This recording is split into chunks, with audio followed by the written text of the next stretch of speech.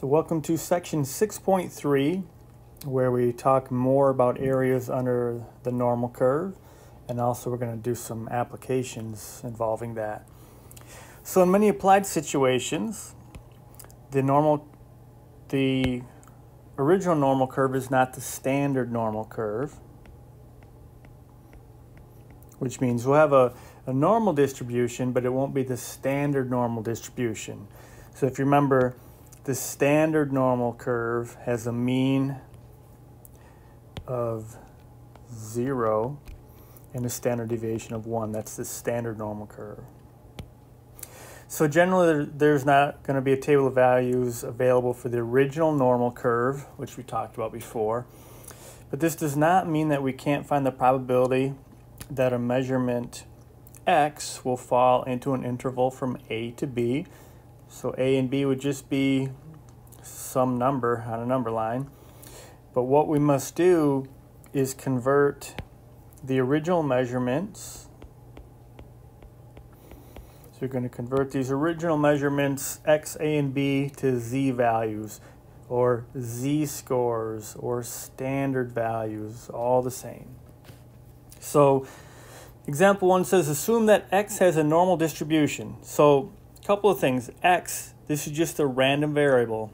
Could be anything, right? Could be, the example I use a lot of times, the air pressure in a tire, right, in PSI, pounds per square inch. Or it could be the rainfall that Grand Rapids has on a daily basis, right? It could be measured in centimeters or inches or something like that. But whatever this random variable is, it has a normal distribution. So that means we know that if we were to line up these data points on a number line, a bell-shaped curve would form. So we know that x, whatever it is, has a normal distribution, and they give us this mean of 15 and standard deviation of 4. And we want to find the probability that some random variable x would be between 10 and 26. So basically this is what we've got. We've got this population here, and we know that this thing is normal. We know that the mean of the population is 15, the standard deviation is 4, and we know that these data points, if we line them up on a number line, they would form into a bell-shaped curve with a mean of 15, right? So we know that they go, the data, they line up like this. Here's 15. And because it says it's a normal distribution, we know that if we go 3 standard deviations to the right, which would be like 4, so 1 standard deviation away would be 19. But if we go 3 to the right and 3 standard deviations to the left, we're going to get roughly 99.7% of all the data values, right? So we know that. And what they want us to do is figure out the probability that if we were just reaching here and pick out a random number out of this entire population, what's the probability that that random number would fall between 10 and 26? So that's the question. So we could think of it like this. I'm just going to draw this in. So this has a normal distribution, and we maybe want to know we've got, let's say there's 26 over here, and there's 10 over here, and we want to figure out the probability. We're going to figure out the probability if we just choose a random data point here from this population. What's the probability that it will be between 10 and 26? That's what we're asking. That's what they're asking. So what we're going to do every time is we're always going to standardize this. So we're not going to answer this question as is. We're going to standardize it and ask a question that is equivalent. So we're going to instead say this is equal to the probability, and we're going to use a z-score. So I'm going to put a z here. And basically I'm going to convert this raw score to a z-score and put it here. Convert this raw score to a z-score and put it here. So we did that in the past because we had to. In the past we had tables, and we wouldn't have a table made up just for this situation here. So we'd have one table, and we'd standardized all situations so that the one table could be used. So the one table would be a standard normal table. Well, even though now tables are not as important, because most calculators can do this question directly, but it's still nice to have z-scores for the reasons I said before, so that if you don't have any knowledge or intuition about a certain set of data, you'll still be able to understand z-scores. So we are still going to want to convert all of these raw scores to z-scores, and then we'll use normal CDF on our calculator to figure this out. So we've got two raw scores to convert to z-scores, and we've got a formula that we've seen a bunch of times.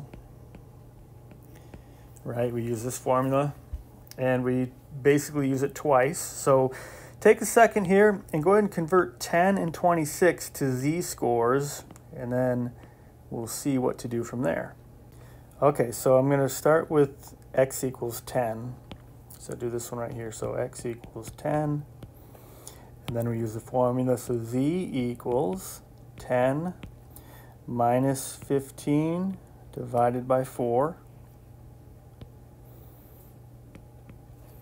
So I'm just using this formula for this 10. So we plug this in. 10 minus 15 is going to be negative 5 over 4. Or for the decimal fans, negative 1.25. So I'm going to plug that in here. Then do the same thing for x equals 26.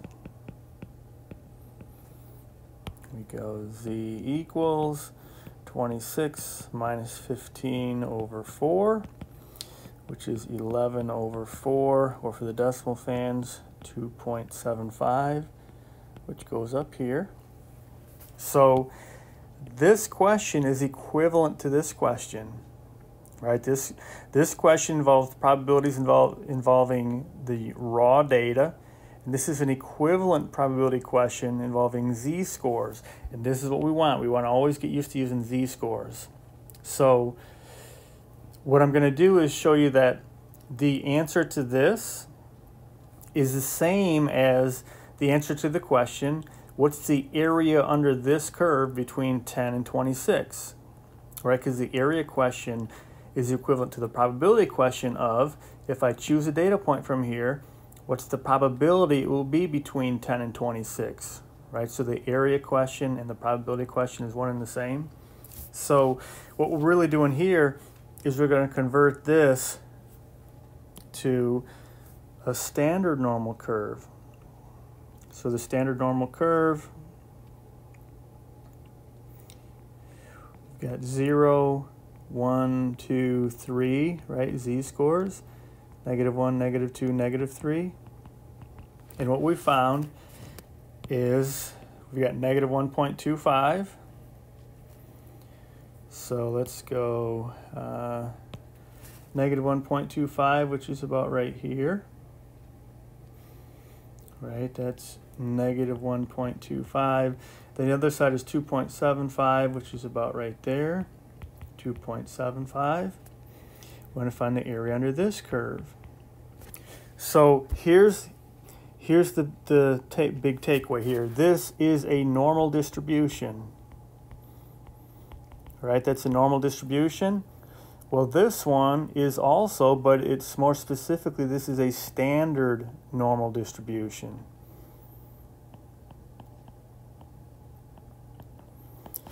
So once it's been standardized, then we have these z-scores. So the area under this curve is exactly the same as the area under this curve.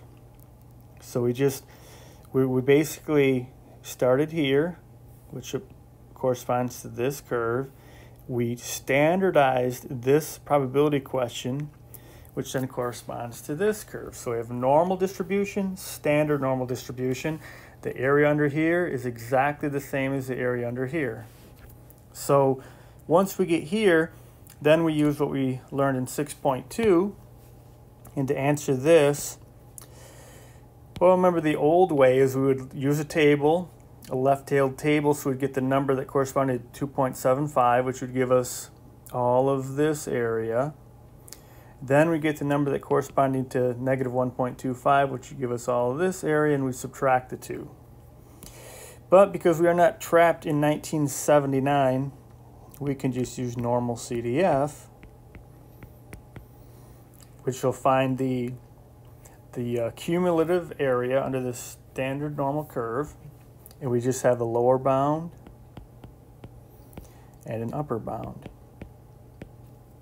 So remember, to get to normalcdf, we go second vars to get to the distribution, and it's the second one down, normalcdf, and we put our inputs in.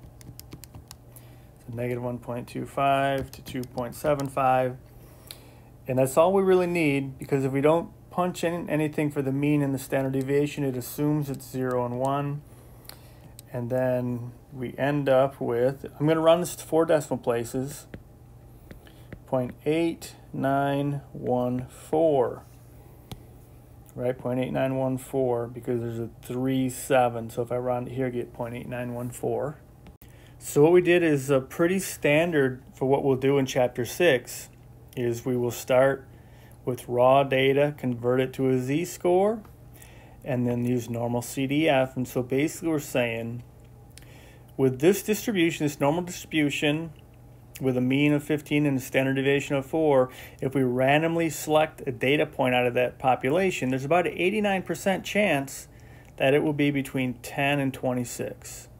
Or equivalently, there's an 89% chance, roughly, that the z-score would be between negative 1.25 and 2.75.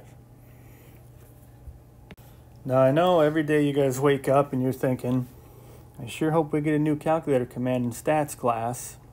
And today is one of those lucky days. It's a lucky day today. We're going to get to learn about a new command. It's one that I mentioned in that other section 6.2 video, the addendum video, where I mentioned the chapter 6 handout. We had that inverse norm. So we're going to look at this one today. So if you think about the previous example, we were given a normally distributed random variable x, right? It's normally distributed random variable. We didn't know what the random variable was, but we just were told its mean and standard deviation and that it was a normal distribution.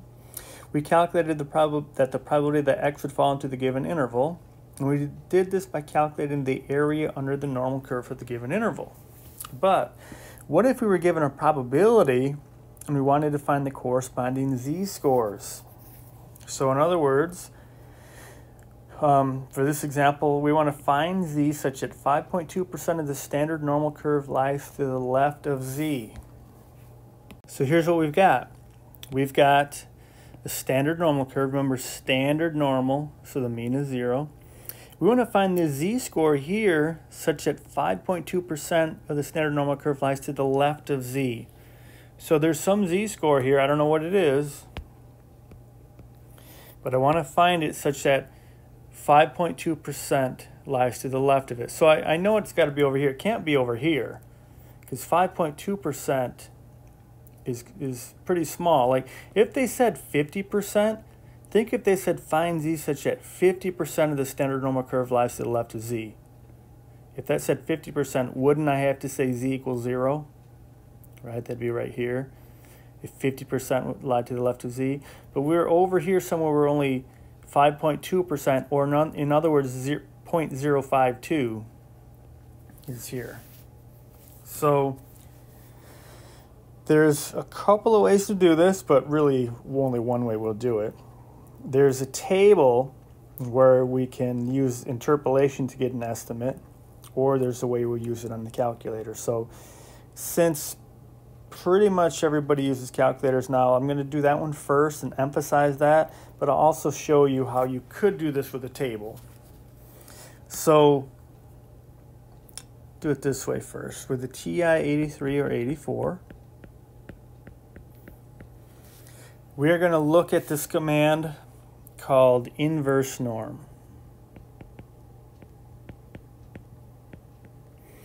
And the way this command works is we punch in an area, a mean, and a standard deviation. And those two, just like when we used normal CDF, these two are going to be optional. We don't need that.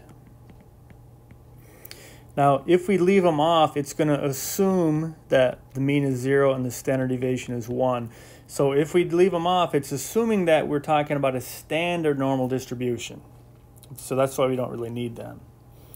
So the thing to keep in mind that with the inverse norm is we have to know how this thing works.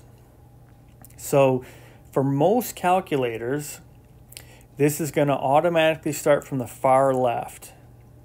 Now, some of the newer calculators, some of the newer TI-84s will ask you, there's one more input here, and it'll be left, center, or right. Okay, most of you are not going to have that, but I'll talk about that more later. So even with that, though, by default, it's going to start from the left. So for most of us, most of our calculators, we punch in inverse norm, and the way it's going to work is, remember that these number lines they technically go to negative infinity, or they go from negative infinity to positive infinity. So here's how inverse norm works. It's going to start way over here from the far left. It's going to start from the far left, and it's going to move along here and add up areas under the curve. And it's going to move along, keep adding until it gets to this area that you give it. Once it gets to that area, it's going to stop and kick out the z-score. So for this problem, what we would want to do is we would say inverse norm. And I'll show you where this is in a second. It's right by normal CDF, though, in the calculator. So you go inverse norm, and what we would do is go 0.052, and that's really all we need. If you wanted to, you could put comma 0, comma 1, but you don't need it. But remember how inverse norm works. It always starts from the far left. It's going to start over here, and it's going to add up area under this curve, which is not much yet, right? And it'll start here. The curve starts to make a little room, so it'll add. And when it gets to 0.052, it's going to stop and kick out that z-score. So now let's see how to do this on the calculator. So again, there are two different ways that this could happen on your calculator based on the software that you have, but they're easy to figure out now that you've seen how these work. So we again need to go to the distribution up here. So you go second vars, and then you can see right here is inverse norm. So go down to inverse norm. Now on this version of the calculator, this intermediate menu comes up, and for the area I just need to punch 0.052 and then go down here, and we can just leave these as they are and hit paste, and then I get over here. Now the 0 and the 1 are optional, they don't need to be there. I could delete them, it wouldn't matter. Then you just hit enter, and that's the z-score, and it's negative, right? Which we know it's got to be negative because it's to the left of 0 on the little graph that we drew. So with the other version, you see something pretty similar. So we go, oops, let me start. Okay, so to get to inverse norm, we go second vars, go down again, inverse norm, and see how this one just has us punch that in. So go 0.052. I could go comma 0, comma 1, but you don't need to. And you hit enter and you get the same thing. So what we got here was negative 1.6258. So with inverse norm, we punch in an area and it gives us a z-score. So it's telling us that this z-score here is roughly negative 1.6258. So let's just check this and see. So in other words, let's see how inverse norm works with normal CDF. So tell me what I should get if I go normal CDF, negative 10, negative 1.6258. Now notice with normal CDF, I give it z-scores, and we know it's going to give me the area, right? The area under the curve between these two z-scores. So it's the inverse or the opposite of this, where I give it an area and it gives me a z-score, right? So we have to understand that inverse norm, I give it area under the curve, it gives me z-score corresponding to that area starting from the far left. Normal CDF, I'm asking it for the area between two z-scores. So now my inputs are z-scores and the output of normal CDF will be an area. So it should say, if I ask it this, I'm asking it what's the area underneath the standard normal curve from -10, which for all practical purposes is negative infinity, all the way up to -1.6258, and it should tell me roughly 0.052.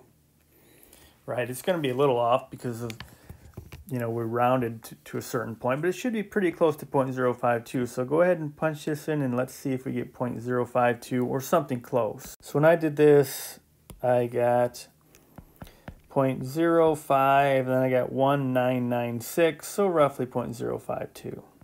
Right, so right here sort of shows how these work. Inverse norm, I give it an area, it's going to give me the z-score. Remember, inverse norm is going to start from the far left and work on up and then stop and kick out that z-score. Now, what I mentioned earlier is that some of these calculators have another input for inverse norm. Not many. Usually there's only a couple in a whole class that will have that. And it gives you an option to pick, and I believe it says left, center, or right. So by default, it's left. It means, should I start from the left? Or should I start from the right? Or should I start from the center?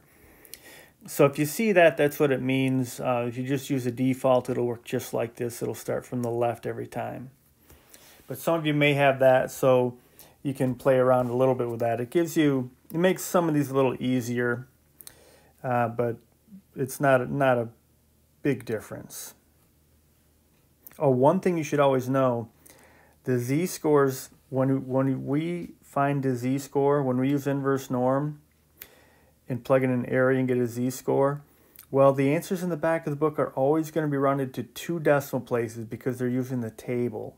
So the z-scores in the back of the book, if you're checking your answers, they're always going to round to 2 decimal places. So they would have said for this one -1.63, for instance. So just kind of be aware of that.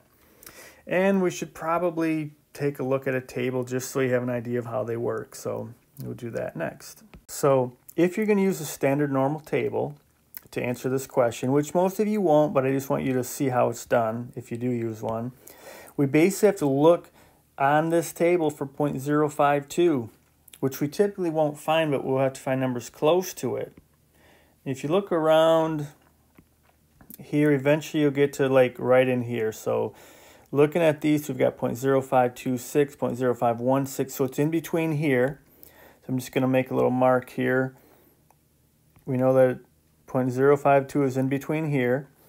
So the way you find the z-score is you look at this. It's -1.6, so we have that so far.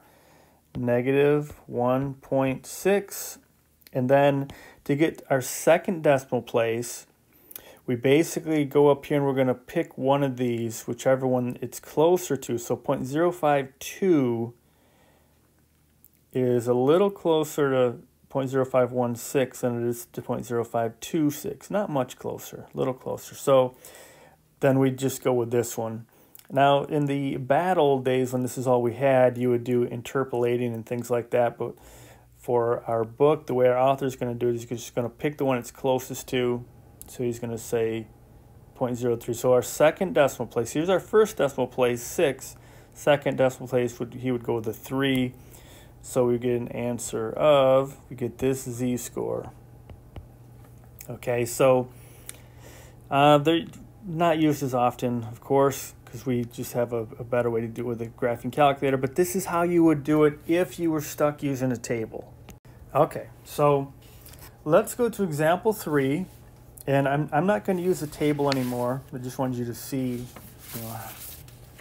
how it's used. But we'll just use the calculator. So for example 3, it says find z such that 90% of the standard normal curve lies between -z and z. So what I'm going to do is just draw a picture first. So we've got a standard normal curve. Here's a negative z, here's a z. We've got a 0 here, and we want to figure out what z is it so that 90% of the table, or 90% of the standard normal curve, sorry, 90% of it is between negative z and z. So 90% is here, which means that there's just 10% left, right? 10% left, so we've got 10% left, and it's going to go both here and here, so there's 2 spots for it to go. So when we want to find the z-score, we use inverse norm, right? So I know we've got inverse norm we're going to have to use here. We know we're going to put in an area. I need an area, and it's going to kick out a z-score. Well, a couple things to realize. So 90% is between negative z and z. There's a symmetry, as we know from the standard normal curve, so that these numbers will be the same numbers, just this will be -1 and this will be +1. Okay, the other thing we need to know, inverse norm always starts from which side of this curve? Always from the left. And this is going to keep adding till it gets to the area we give. Well, we can't give it 90% because we don't want 90% from the left. We want 90% from the middle. So here's where a few of you will have that inverse norm command that lets you say left, right, or middle, or center maybe. I don't have it on mine, so I don't remember what it says, but it's something either, I think it says center. So you could do that. You could say 0.90, comma, and choose center, and it'll give you the z-scores. But for most of us, we need to be able to realize that it's going to start from the left. So if I want to get that right there, I can't say 90%. I have to think, well, what is the percent right there? So if we divide this by 2, we get 0.05, right? So we know there is 0.05 here, and there's 0.05 here. So knowing what we do about inverse norm, that it's going to start from the left, if I use inverse norm 0.05, if I just punch inverse norm 0.05, it will start from the left and add up until it gets 0.05, and it's going to kick out this negative z-score. All right, so that would work. We just have to realize that it's going to give me the negative here. And if I wanted this one over here, well, then I would have to combine 0.05 with 0.90, right? So I could do that if I wanted to. I could go inverse norm 0.95 if I wanted to get to this particular z-score. But because of the symmetry, they're going to be the same number. It's just this will be negative, this will be positive. So either one of these is fine. We just have to realize that inverse norm is going to start from the left. So this is saying, give me the z-score that corresponds to 5% of the area under the standard normal curve starting from the far left. That's going to go along here. 0.05 is going to kick out this. This one's saying, start from the far left and get 95% of the area under the curve and then give me the z-score. So it's going to start here, 0.05, keeps on going. When it gets to the end of that, it's got 0.95, kicks out that. So either way you go here, we're going to get the same number, just a different sign. Here we'll get negative 1.645. Here we get positive 1.645. In both cases, I'm just rounding. Remember, you can round where you want to. You can want to go at least 2 decimal places, though. So that's how this would work. So just to check, let's do something just to kind of check, make sure this makes sense. I want us to do this. Let's do normalcdf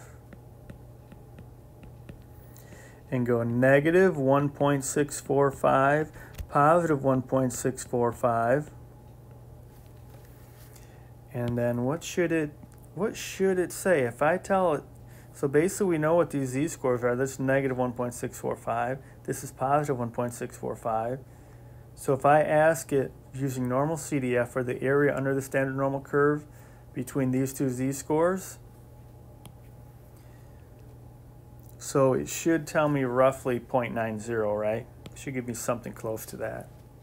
So go ahead and try that out, and you should get something close to 0.90. So when I did it, I got 0.900030, and so on and so forth. So it's pretty close. So what I've been mentioning to you guys is that we're converting all these to z-scores, so we haven't been plugging in 0 and 1 for inverse norm. We've been leaving them blank, and it assumes 0 and 1. You can also use these without converting to z-scores first, which I'll show you just so you're aware of it.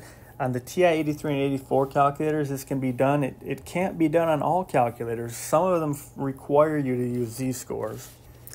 But if you're ever going to, if you're going into an area where you're going to use a lot of statistics, you'll definitely want to be able to not convert everything to z-scores, because you'll know what you're doing at that point. So I'll mention it later on in this video.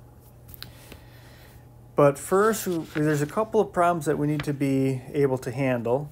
And once you see them, they're not too bad, but they're not super easy to figure out at first. So one of them is called the guarantee problem.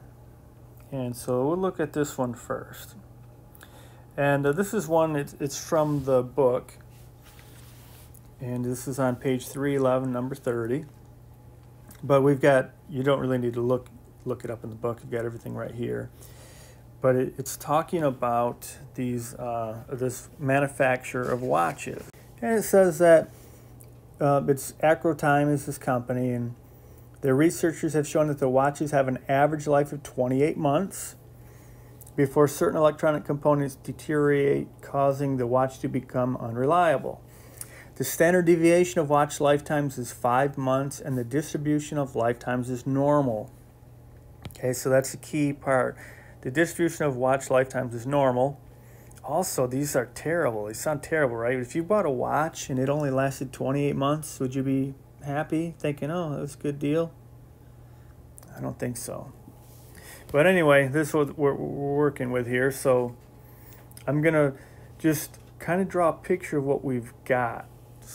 So based on the fact that we know the distribution of watch lifetimes is normal, and that we know the mean and the standard deviation. So here's what we've got. We know that we've got a normal distribution. Here's the mean of this distribution is 28.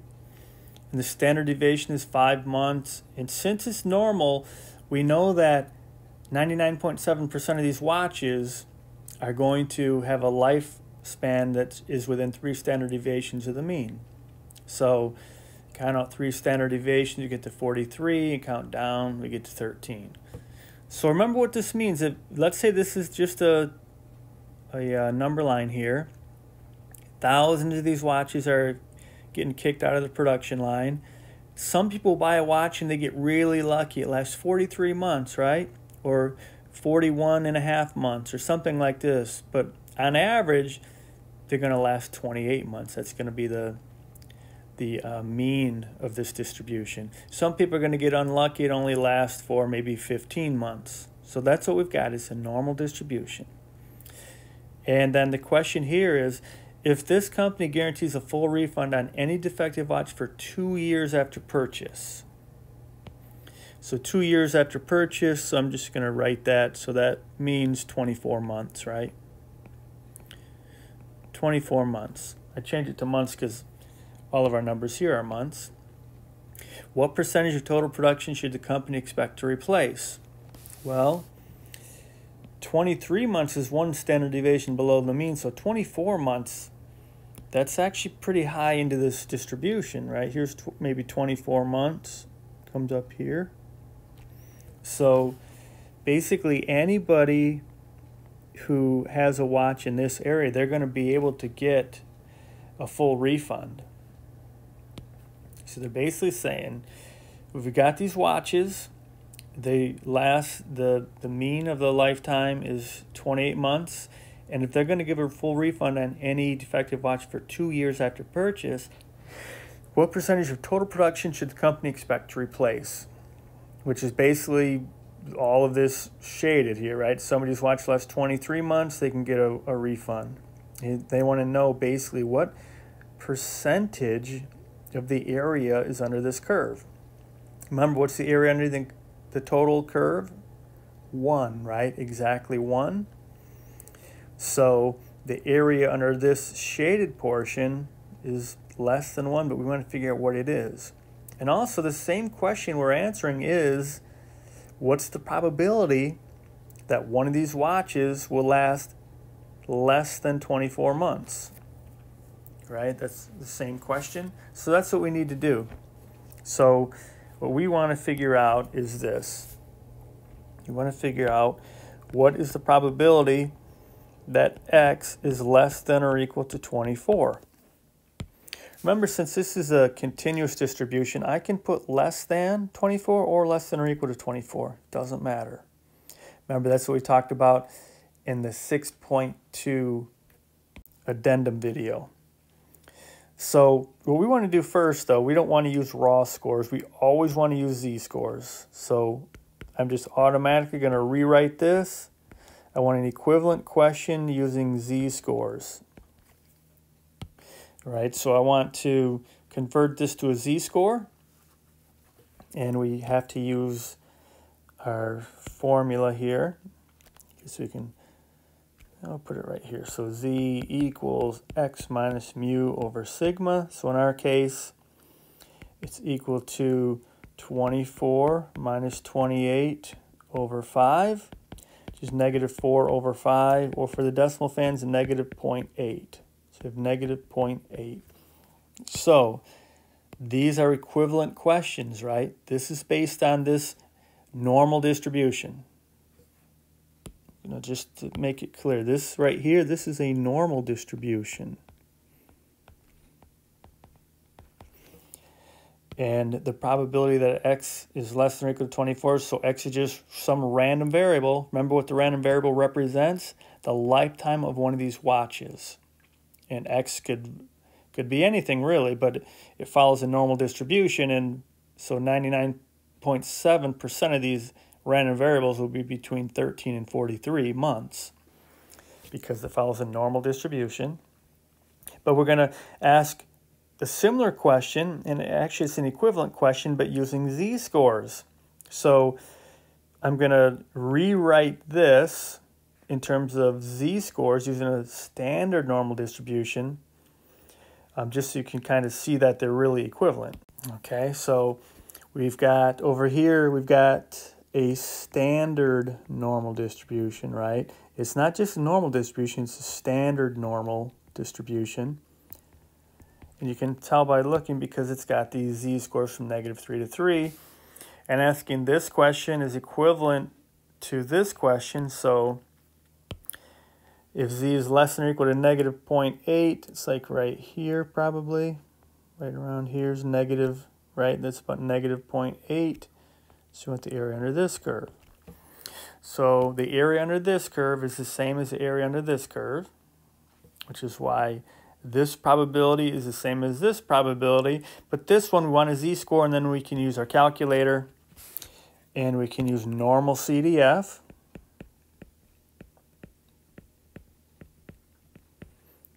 And remember, with normal CDF, we always want lower bound, upper bound. The lower bound is always on the left.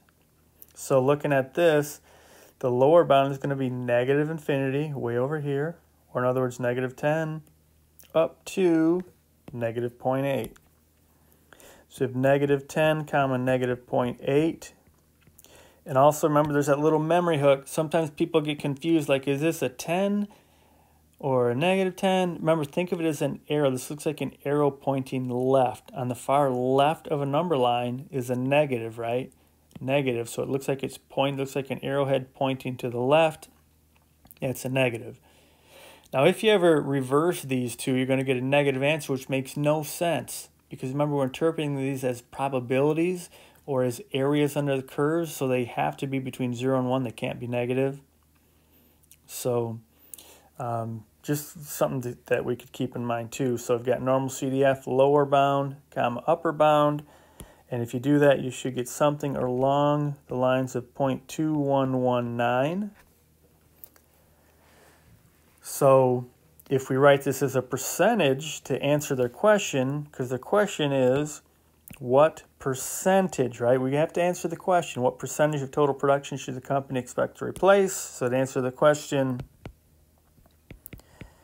the company should expect to replace I'll just say 21.2%. So I'm just converting this to a decimal and rounding, or sorry, converting to a percent and rounding. So move it over twice, you get 21.19 or 21.2% of its watches, which is a lot, by the way. Okay. Now, there's one thing I'm going to show you to check.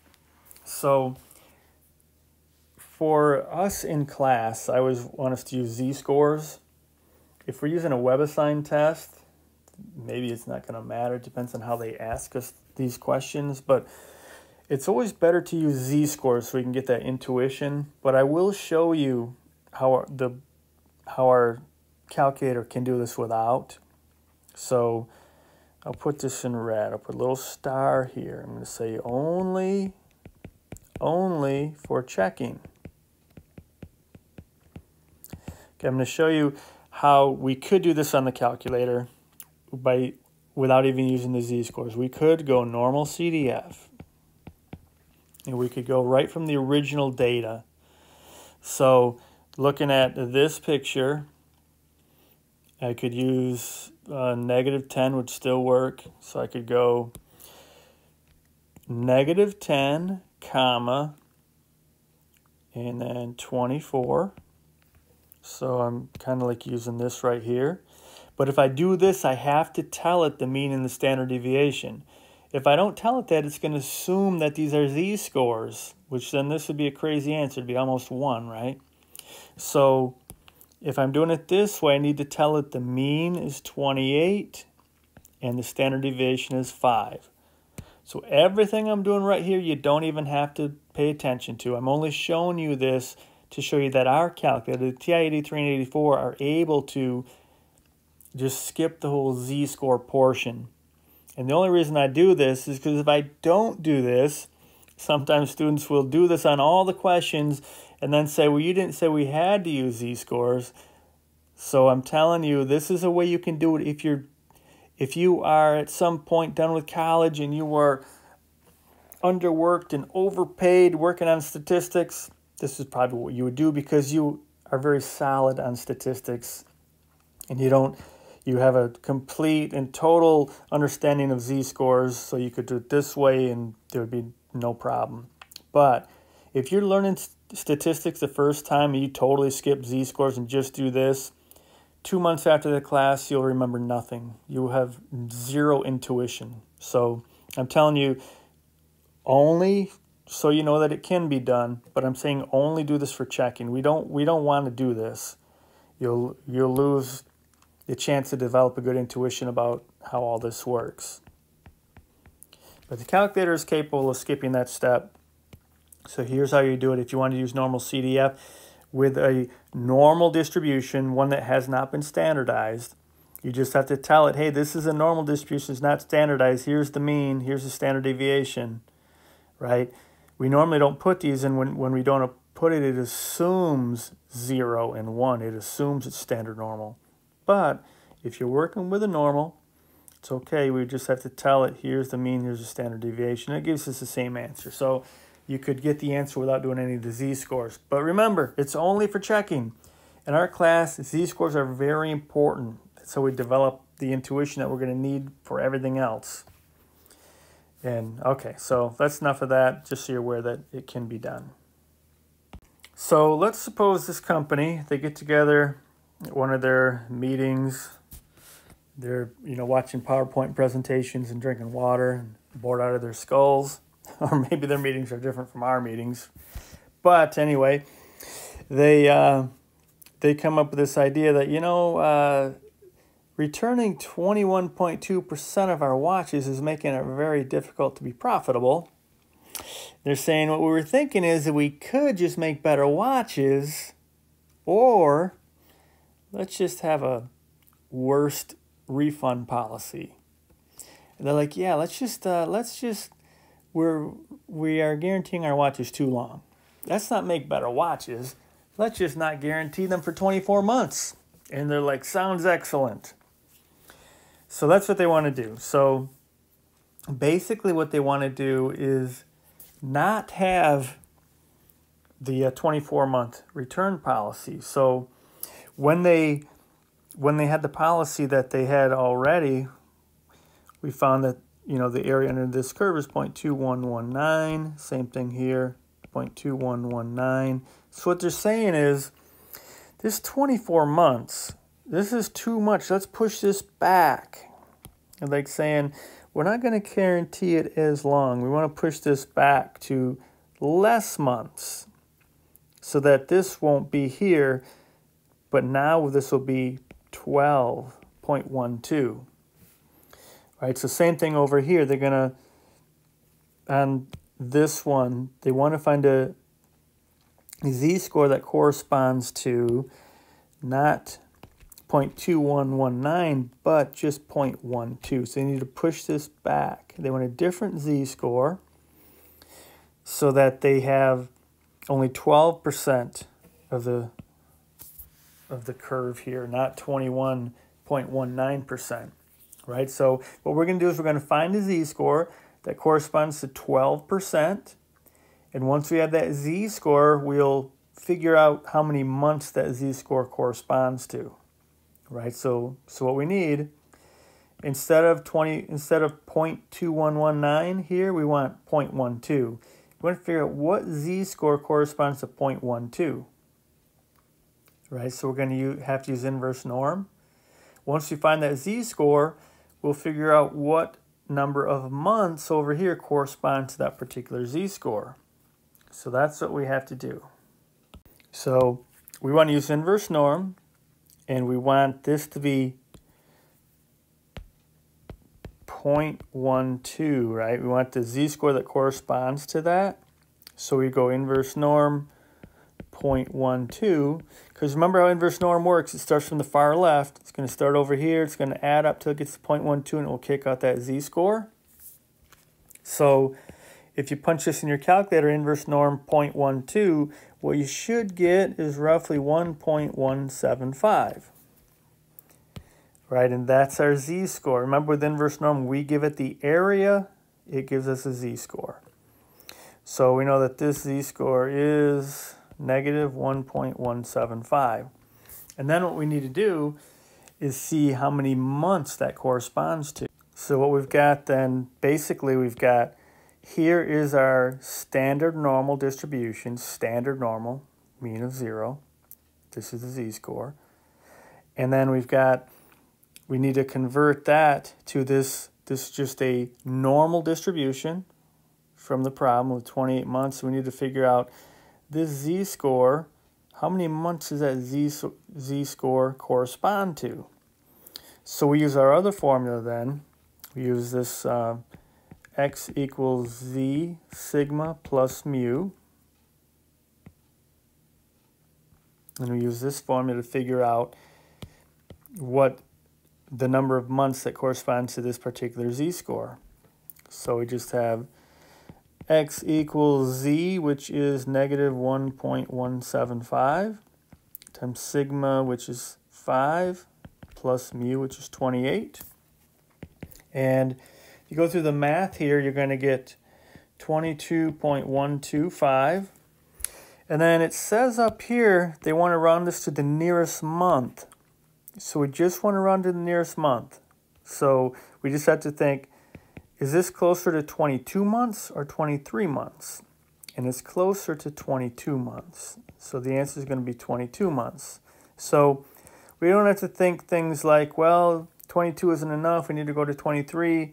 We just need to do what they say here, round to the nearest month. This is nearer to 22 months.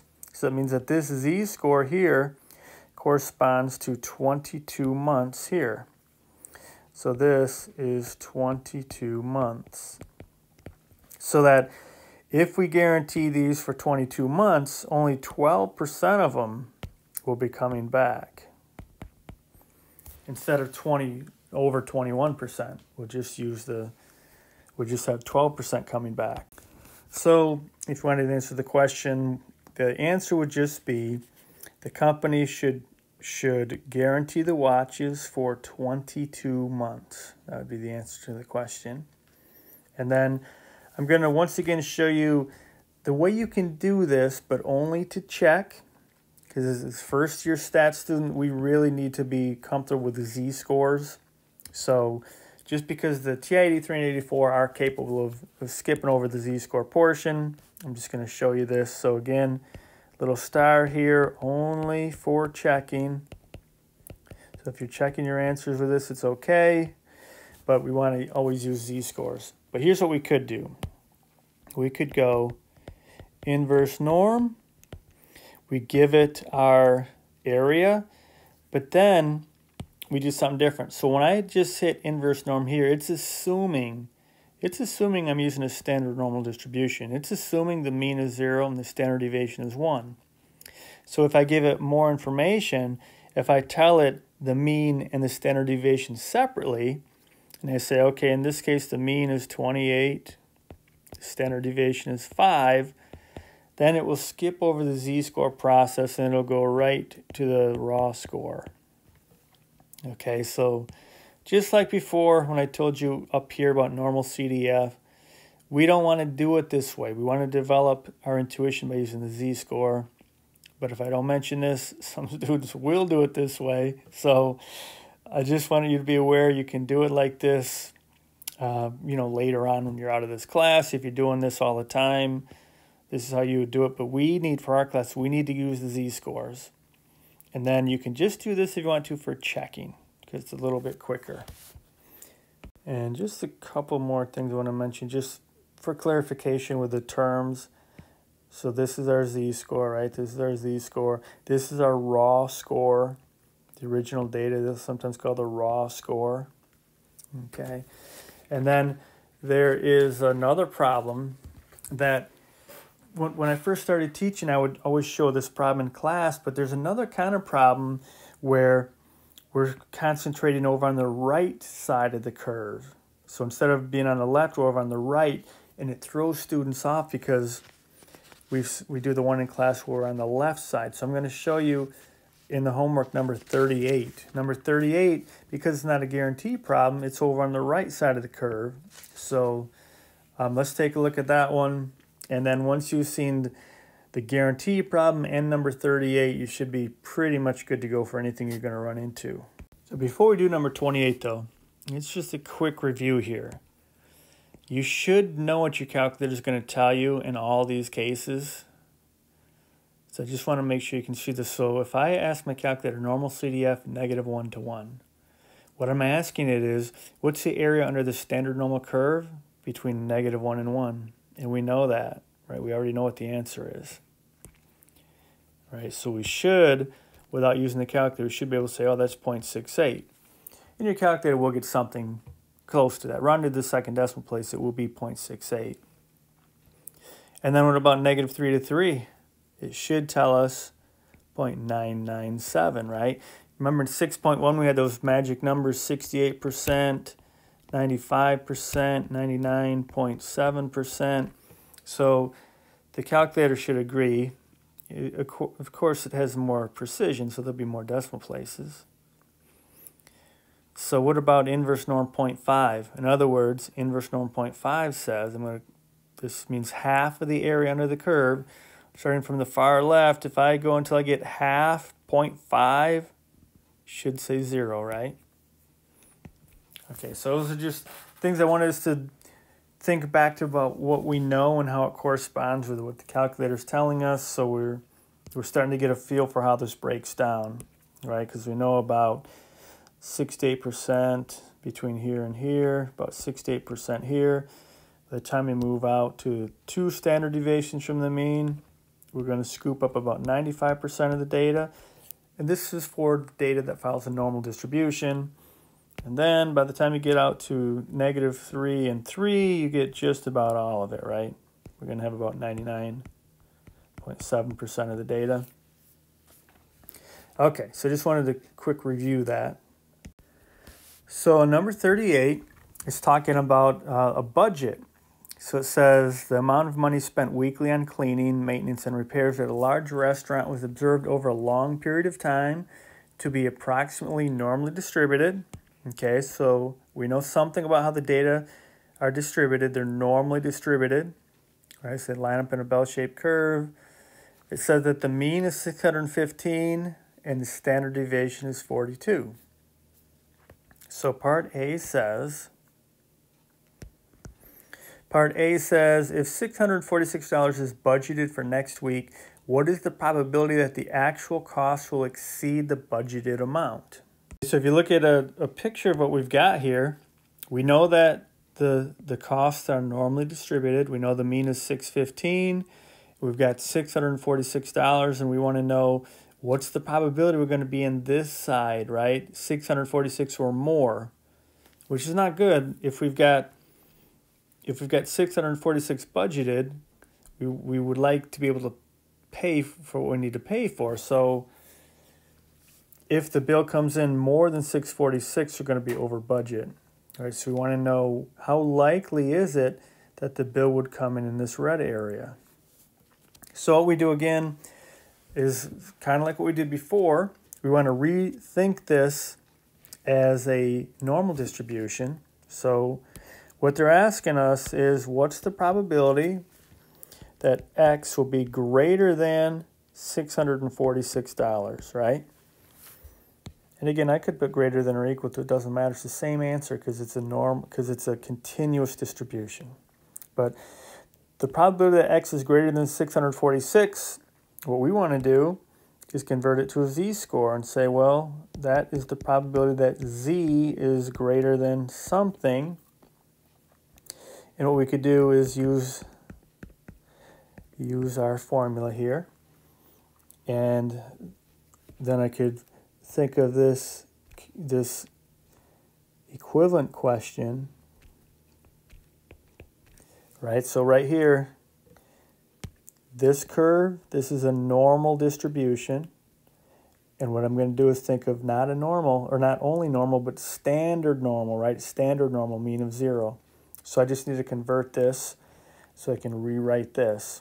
So we go through the math here, and we'll get z equals x, which is 646, minus the mean, which is 615, divided by the standard deviation, which is 42. And I get roughly 0.74, 0.7381, so roughly 0.74. So now I have this question, which is equivalent to this question. And the z-score, it's not that big, so it's going to be pretty common to be over budget with this. It's not going to be all that unlikely. 1, 2, 3. So if I come up with a standardized,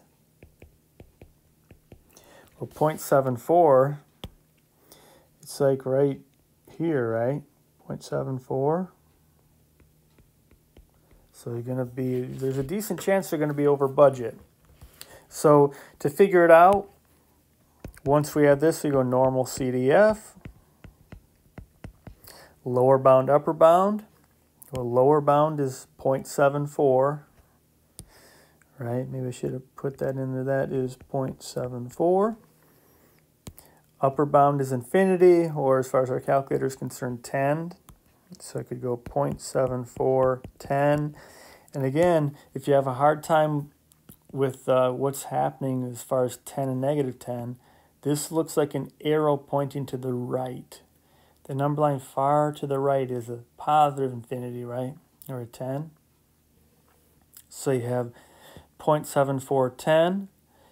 And if you reverse these, remember what's going to happen. You're going to get the right number but the wrong sign. And as soon as you get a negative, we know something can't be right. We can't have a negative area under the curve, and we can't have a negative probability. So we punch this in, and it should tell us right around 0.2296. I'll just say roughly 0.23 or 23%. So the question they say is, what is the probability that the actual cost will exceed the budgeted amount? Either of these answers are okay for a probability, right? 0.23 or 23%.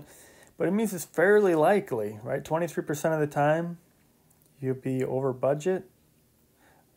You know, if you have 646.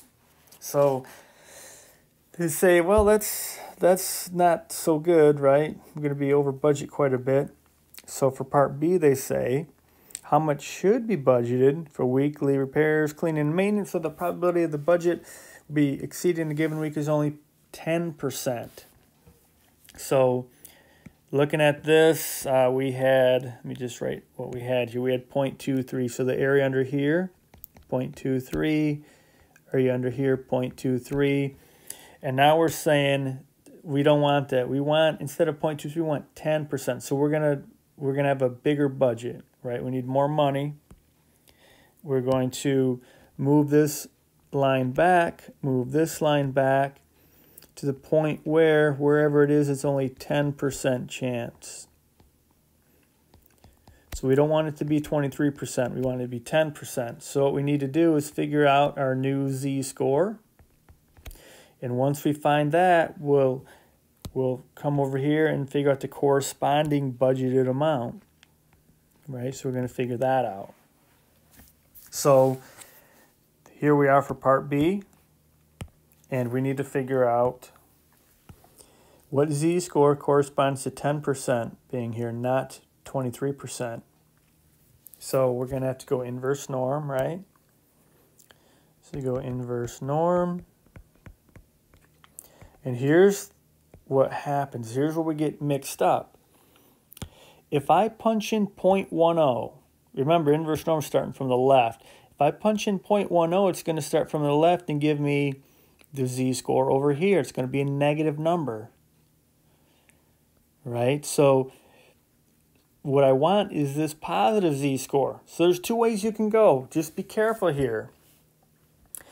If I just put 0.10, I have to know that I'm going to get this negative.